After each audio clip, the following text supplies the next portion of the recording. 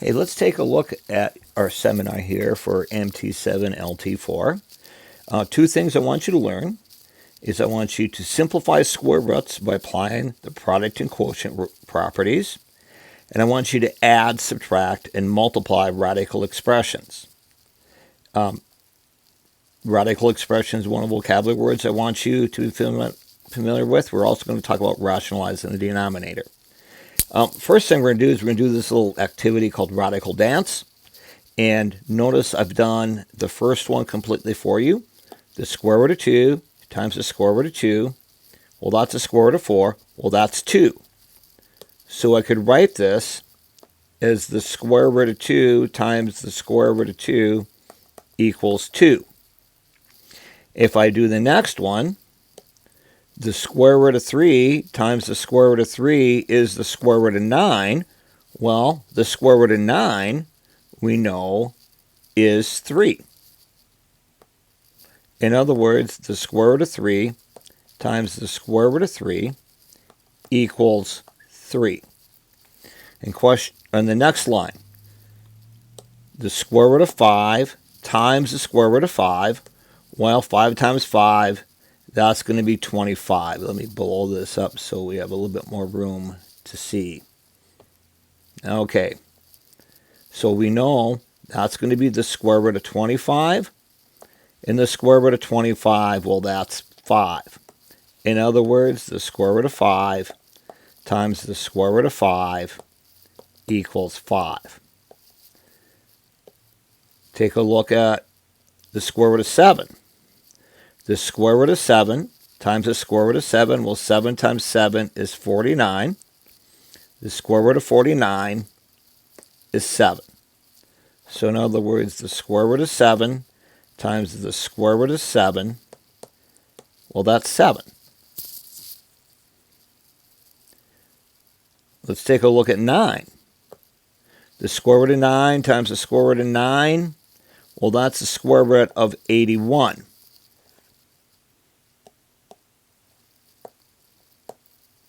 And the square root of 81 is 9. So you get the square root of 9 times the square root of 9. Well, that equals 9. Let's generalize our rule, our pattern. If I take the square root of n times the square root of n, well, n times n is n squared. Notice square, square root, they're inverse operations, so I get n. In other words, the square root of n times the square root of n equals n. In other words, when I take the square root of a number times itself, I always get the number without the radical sign. That's what we're going to use to simplify square roots. When you simplify a square root, you can't have any perfect squares that are factors.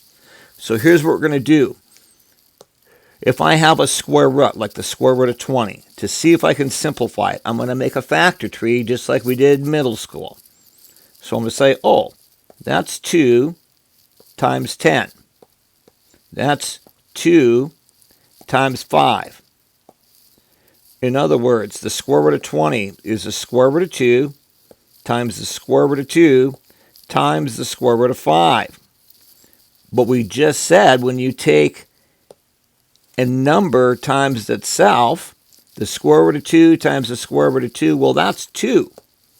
So this simplifies to 2 square roots of 5. And that will be our answer, is 2 square roots of 5. Let's do another one. We'll do the square root of 18. Well, the square root of 18 is the square root of 2 times the square root of 9. But we just said the square root of 9, we look above, that's 3, isn't it? You don't have to make a factor tree all the way down. So we're going to go 3 times the square root of 2. And that's our answer, is 3 square roots of 2. So look for perfect squares, or you can make a factor tree. When I get to 80, maybe I want to start looking for perfect squares. What I mean by perfect squares is, remember, 2 squared is 4. 3 squared is 9. 4 squared is 16. 5 squared is 25, and so on. Well, notice, if you don't notice 16 goes in 80, we know 4 goes into 80. So I'm going to go, okay, that is the square root of 4 times the square root of 20. We know the square root of 4, whoops, got the pencil there instead of the, whoops, whoa, what happened there? Okay.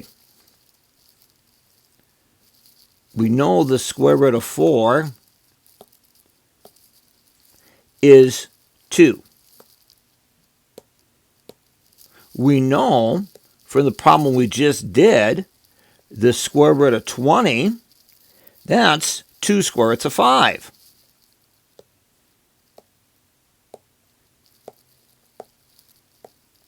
In other words, it's 2 times 2 square roots of 5, and I would have got 4 square roots of 5.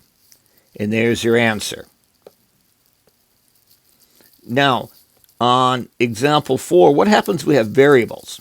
Well, I'm going to do my number just like I normally do. Okay?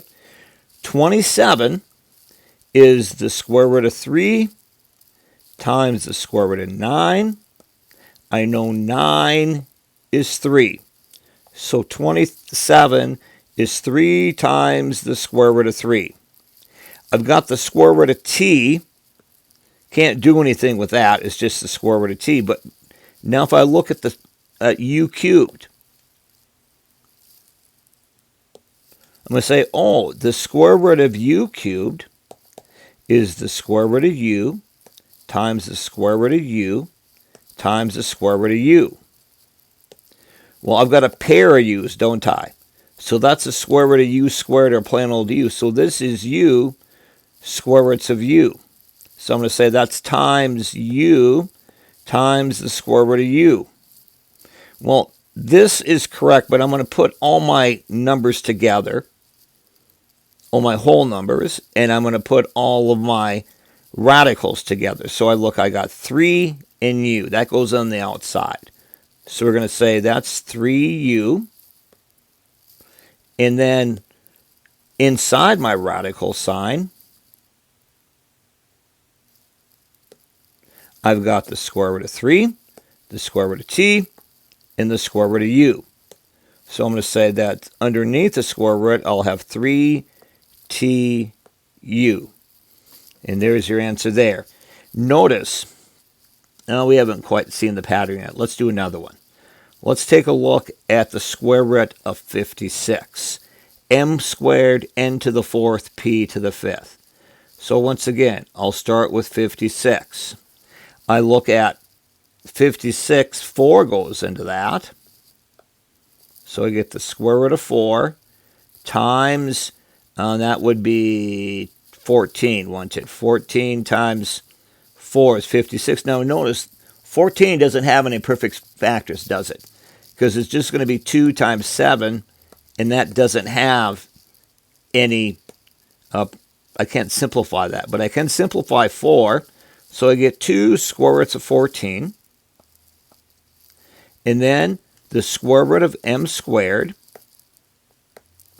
is the square root of m times the square root of m, which is m. The square root of n to the 4th is I have 4 n's.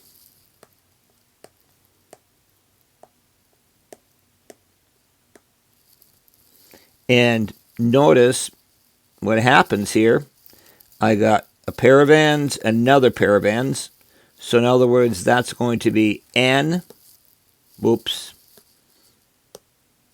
that's going to be n times n, or n squared. Notice what happens here. When I've got an exponent, well, that's a big dot, that's even, I just divide it by 2. But notice on the next one, I'm going to have the square root of p to the 5th. Let me make,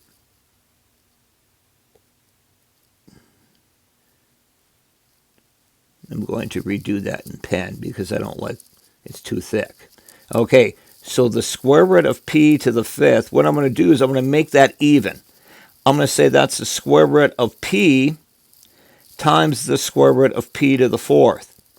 Well, 4 divided by 2 is p squared. And then I've got the square root of p left over, don't I? Now let's put them all together.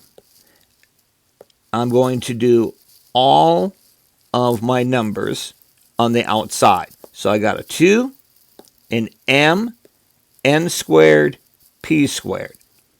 So that's what I'm going to say. I'm going to say 2m n squared p squared. And then what's left over, I'll have a 14 and a p. Maybe I should highlight that so we can see that. So I got the square root of 14 and the square root of p. So that's where we get those from. And I think that's it for this page, but I'm going to shrink it in just to make sure. Yep, that's it for this page.